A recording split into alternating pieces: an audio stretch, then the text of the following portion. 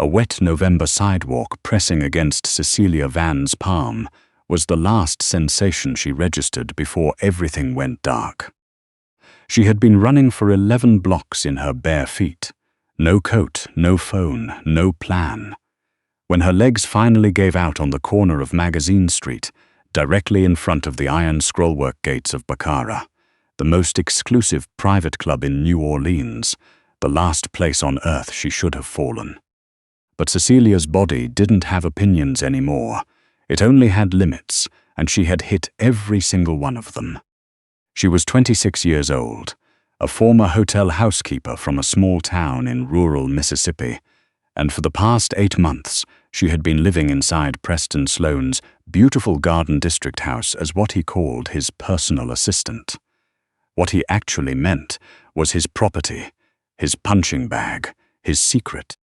Preston Sloane was New Orleans royalty, a personal injury attorney with his face on billboards along I-10, a philanthropist who attended every charity gala, a man whose handshake opened doors.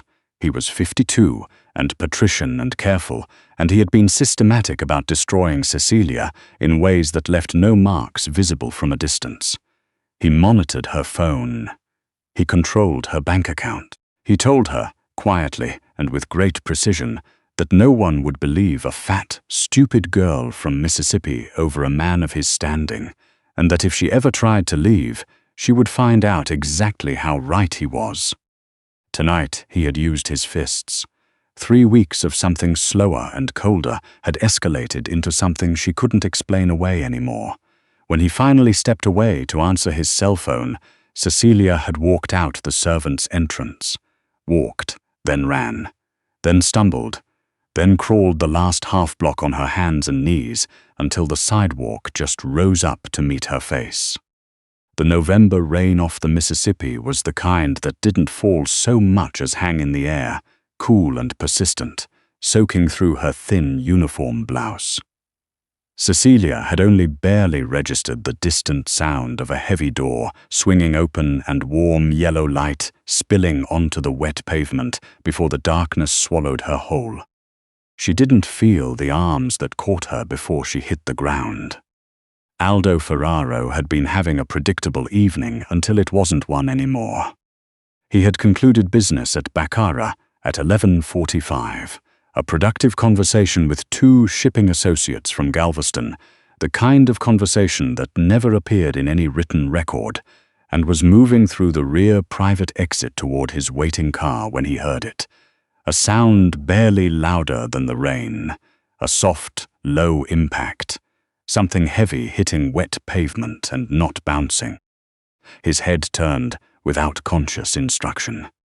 His security team, 3 men in dark wool overcoats, immediately flanked him and spread out. Aldo raised one hand an inch. They stilled. Lying at the base of Baccara's iron gates was a young woman. She was broad-shouldered and full-figured, wearing a housekeeper's blouse soaked through and a pair of thin cotton pants, no shoes. Her feet were scraped and bleeding. Her dark hair was plastered to her round face by the rain. Someone had beaten her, not recently, repeatedly, over a long time. Aldo Ferraro crossed to her in 3 strides and crouched down. He was not a man who crouched. He was not a man who knelt in wet streets in his handmade suit. But something about the way she was lying, that particular slackness of a body that had simply run out of fight, knocked against something deep inside his chest. He turned her gently, one large hand supporting her head. The blouse had pulled away from her shoulder in the fall. What he saw made the breath stop in his throat. The bruising on her upper arm was in the distinct shape of a large hand. Multiple layers, old purple fading to greenish yellow at the edges, with new and darker marks laid directly over the top. Someone had grabbed her in this exact spot, over and over, across a long stretch of time. On her neck, barely visible above her collar, a thin stripe of reddish abrasion that could only come from a cord or strap. She was a soft, full-figured young woman, round cheeks, heavy arms, wide hips, the kind of body built for warmth and ease, and someone had used her like something they could afford to damage. Aldo stood up slowly. His right-hand man, Rocco, materialized at his shoulder. "Boss, we don't know who she is. Could be a setup." Aldo looked at him. Rocco, who had served Aldo Ferraro for 19 years and had watched him negotiate, execute, and occasionally terrify with a calm that nothing could penetrate, took a small step back. The expression on Aldo's face in that moment was one Rocco had seen exactly twice before, and both times it had preceded something irreversible. "Bring the car around," Aldo said. His voice was very quiet. "And call Dr. Favre. Tell him to meet us at the house within the hour." "The Martinez sit down." "Postpone it." "Aldo, it took 6 weeks to arrange." "Rocco," one word, the weight of it settled the matter entirely. Rocco moved away with his phone already at his ear. Aldo lifted Cecelia from the wet sidewalk without apparent effort. Though she was a substantial woman, close to 260 pounds of unconscious dead weight, he carried her like she was made of something that mattered. She was. He didn't know yet why he was certain of that. He only knew that he was. The rain fell on his face and didn't bother him at all. The first thing Cecelia noticed when she surfaced was the warmth. It was the deep, enveloping warmth of high-thread count sheets and a real down duvet, the kind of warmth she had not experienced since before her grandmother had gotten sick and Cecilia's entire careful little life had unraveled. She floated in it for a confused, blissful moment before memory crashed back in and her eyes snapped open. The ceiling above her was 12 feet high, plaster crown molding picked out in pale gold, a chandelier, actual crystal. She was in a bed the size of a small country, wearing what appeared to be a man's flannel shirt that smelled of cedarwood and something drier underneath like old leather. The curtains were drawn, but behind them, the thin grey light of early morning suggested dawn was not far off. Cecelia sat up too fast. Her side screamed at her and she fell back against the pillows, gasping. "Easy." The voice came from across the room, low and measured, not unkind. She turned her head. A man was sitting in an armchair near the window, watching her. He was somewhere in his mid-40s, broad in the shoulders, with close-cropped dark hair going silver at the temples. He had the kind of face that would have been conventionally handsome 20 years ago, and was now something else entirely. The planes of it too defined, too settled, the eyes too watchful and too used to looking at difficult things and deciding what to do about them. He was wearing a dress shirt with the sleeves rolled to the elbows, no tie, and he was not trying to look like anything other than exactly what he was. Cecelia knew who he was. You couldn't live in New Orleans and not know the name Aldo Ferraro, even if you only knew it in whispers. "You're," she started. "Aldo," he said, "that's enough for now." He stood and crossed toward her, and Cecelia instinctively pressed herself back against the headboard. Something moved across his face. Not offense. Something more like recognition. He stopped 4 feet from the edge of the bed and didn't come closer. "Dr. Favre saw to you while you were unconscious," he said. "You have 2 cracked ribs, significant bruising across your torso and arms, and early signs of dehydration. He gave you something for the pain. It will wear off within the hour." A pause. "You're safe here." "You don't know that," Cecelia said. Her voice came out ragged and small. "You're right," Aldo said. "I usually make that kind of statement as a fact. With you, I'm making it as a promise." He held out a glass of water. "Drink this." She took it because her mouth tasted like blood and wet pavement, and she didn't have the energy left to be dignified about it. She drank half the glass before she could stop herself. "He'll look for me," she said. She meant it as a warning, but it came out as a confession. "The man whose house I was in, he has connections in this city. She stopped. "He'll tell people I'm unstable, that I'm a liar. He's good at that." Aldo pulled the armchair closer and sat in it, settling his elbows on his knees, deliberately bringing himself down to her level.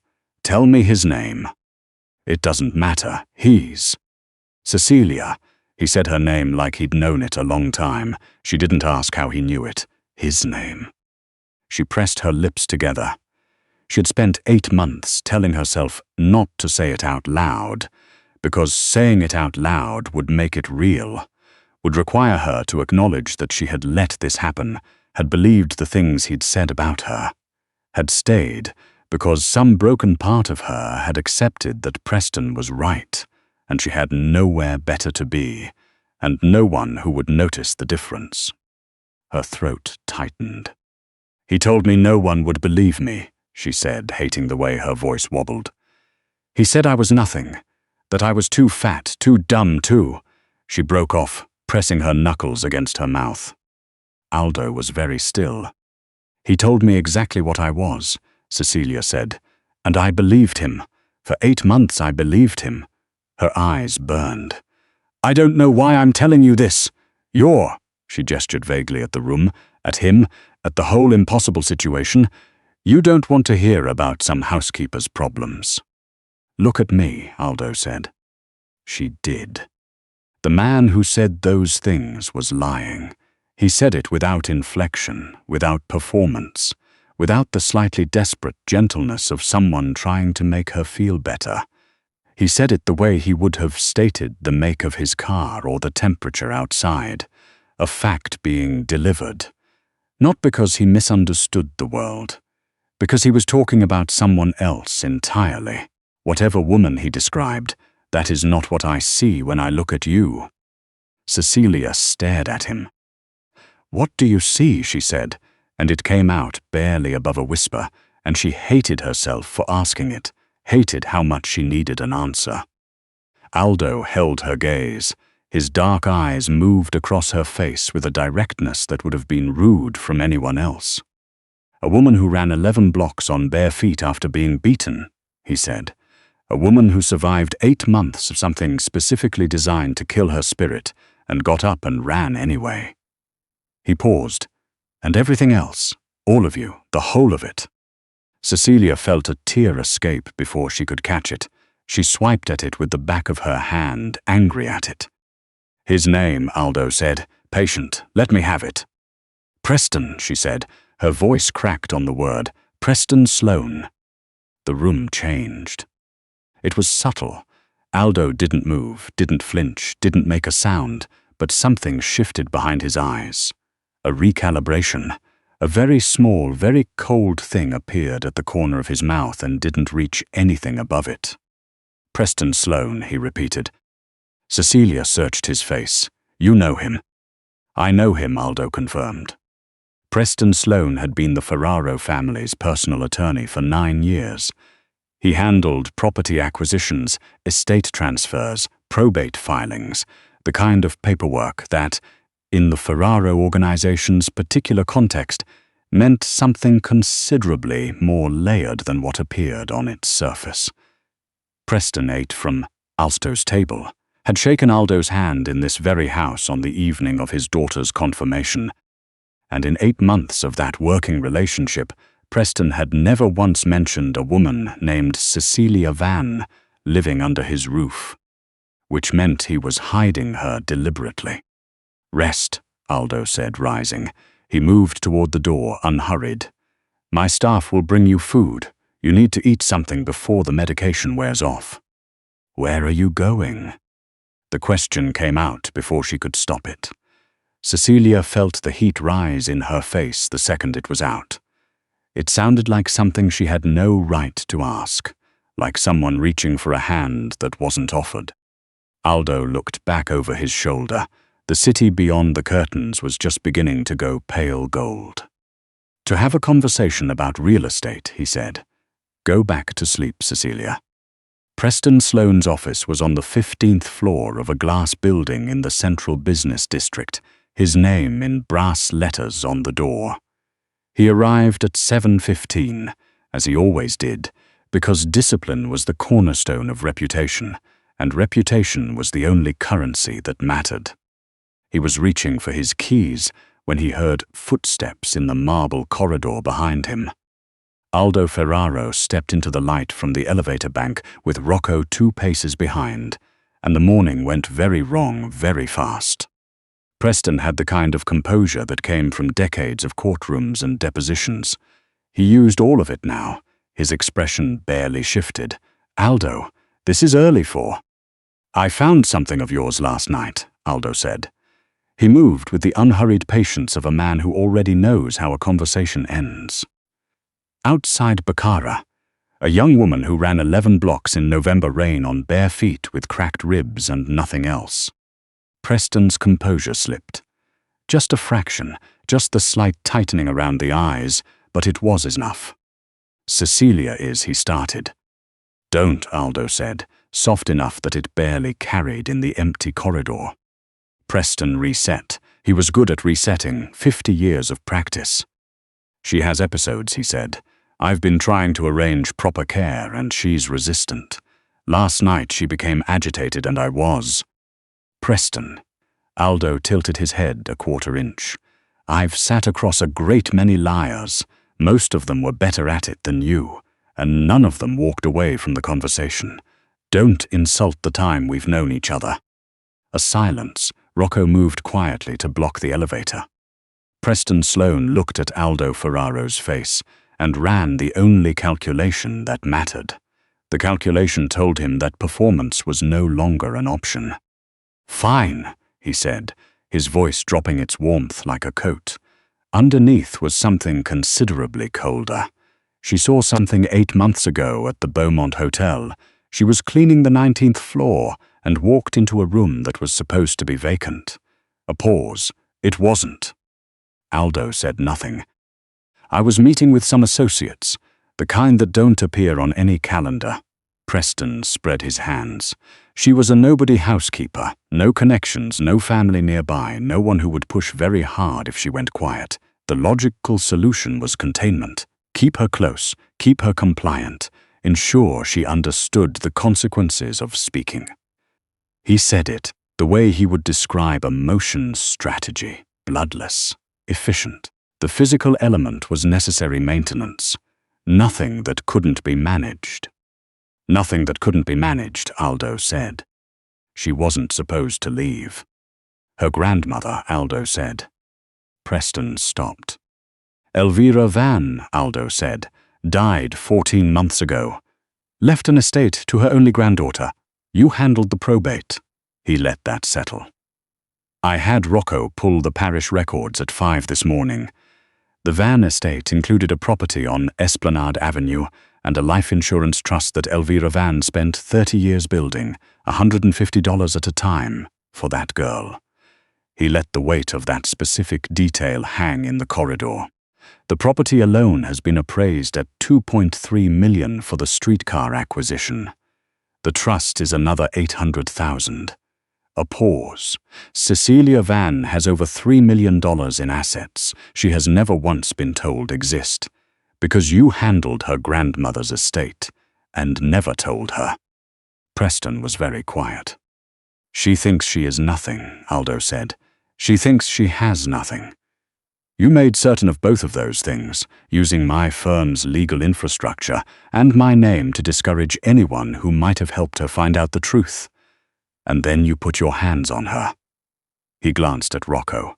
The glance lasted less than a second. Aldo was in his car before the echo moved through the building.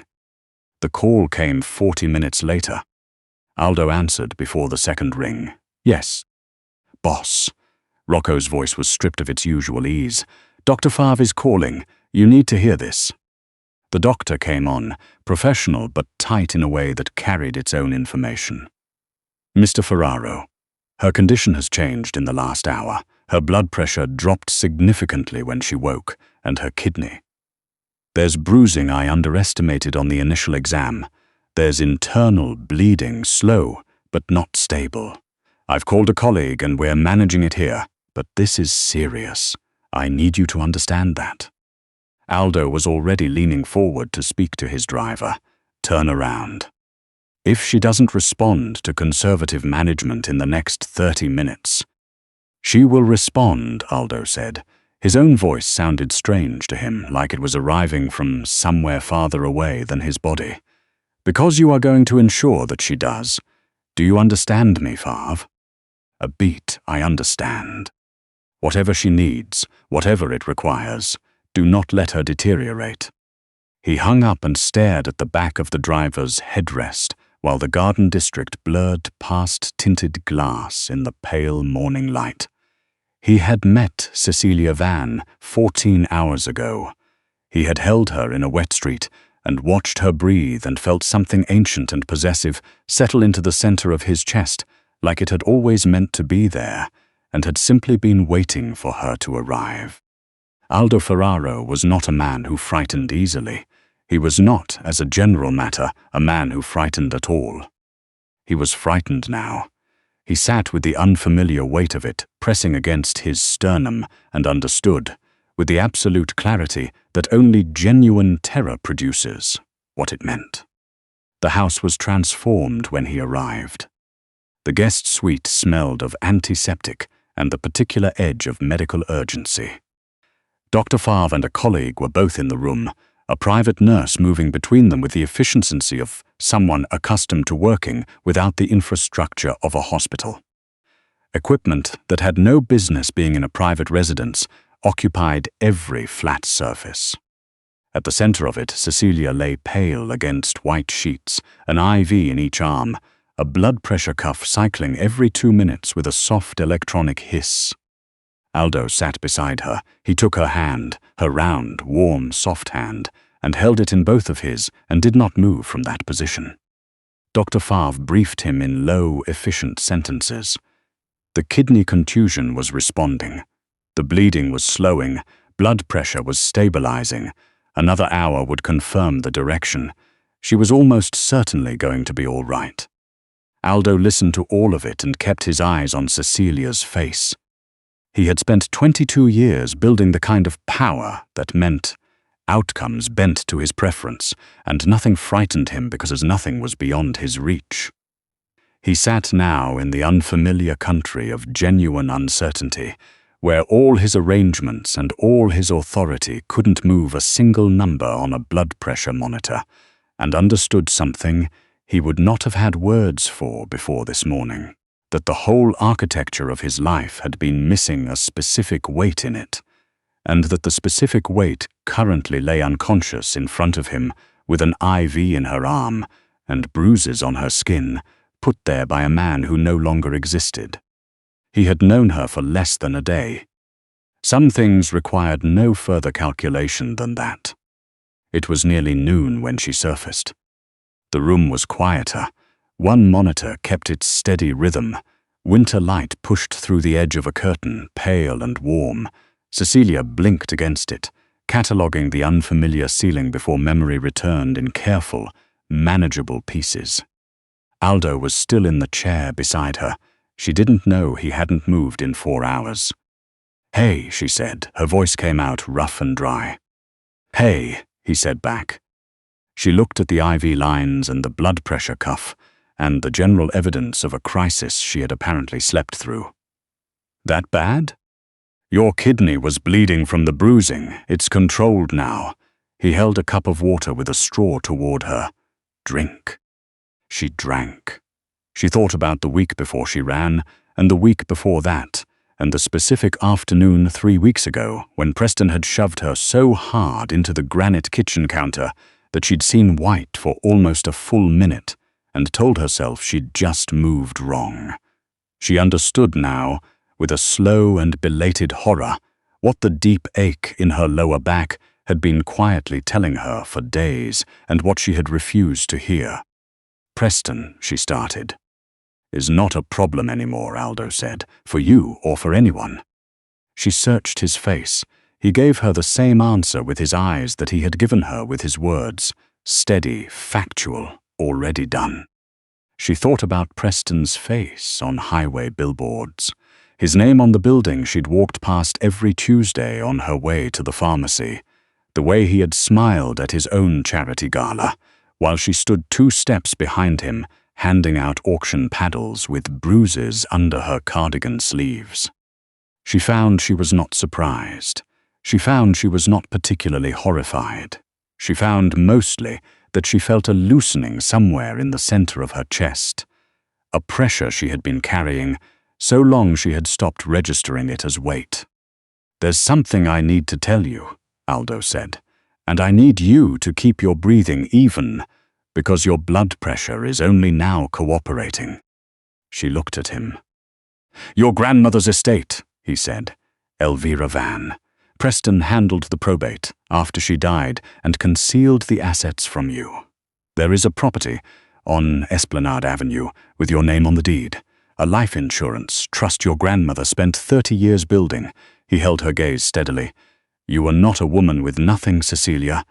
You were never a woman with nothing. You have property in this city worth over $2 million. You have money in trust. Preston kept you in that house so you could never find out what you own." The monitor beside her beeped faster. Cecelia stared at the ceiling. She thought about her grandmother's small house in Mississippi, the crocheted blankets, and the specific smell of talcum powder and gardenia soap, the way Elvira Vann had pressed Cecilia's face between when Cecelia was small and said, "Girl, you are going to be something." Cecelia had always thought that was just love talking. The thing grandmothers said, because they were supposed to. "She always said she had a little something put away," Cecelia said slowly. Her voice was very strange to her own ears. "I thought she meant like grocery money, a savings account." A breath left her that was almost a laugh, except it broke in the middle of itself. "I thought she meant $300. "There is a property on Esplanade Avenue with your name on the deed," Aldo said. "And when you are well enough to stand without swaying, I will take you to see it myself." "I don't know anything about—" She stopped, started again. "I'm a housekeeper. I don't know anything about estates or property or—" "I do," Aldo said simply, as though it were the most obvious resolution in the world. She turned to look at him. He was watching her with those careful, dark eyes, and there was something in his face that she didn't have a name for. Something that wasn't pity, and wasn't calculation, and wasn't any of the things she had spent 8 months learning to identify and protect herself from. "Why?" she asked. "Why any of this? I'm nobody, Aldo.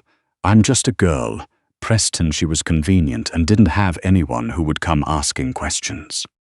Aldo leaned forward, elbows on his knees, his face level with hers, the space between them suddenly small and deliberate. "Cecelia," he said, "you are a woman who is owed years of her own life that were deliberately taken from her. You own property in this city. You have a trust your grandmother built with decades of sacrifice because she believed in you enough to spend 30 years proving it." His voice was quiet and even and absolutely certain. "You were never nobody. You were made to feel like nothing by a man who needed you to stay small so you couldn't see what you were standing on." He paused. "And I will not pretend that what happened to you isn't going to take a long time to undo, but the first step is knowing the truth. So there it is." Cecelia pressed her lips together hard. "He told me," she started. "I know what he told you," Aldo said. "I can see exactly what he told you because I can read what's left of it on your face. And I want you to hear me very clearly." He reached out and took her hand again, the same careful, unhurried grip. "Every single thing that man told you was engineered to serve his own purpose, not because any of it was true. Because the truth, your inheritance, your worth, what you are, terrified him.